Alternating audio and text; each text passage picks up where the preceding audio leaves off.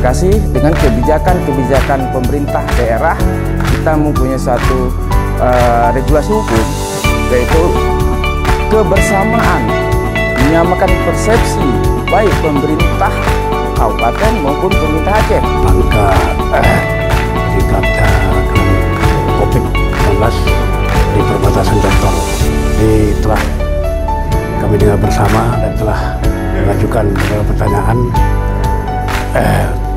untuk kepentingan posko Jontor tetap dijalankan seperti biasa.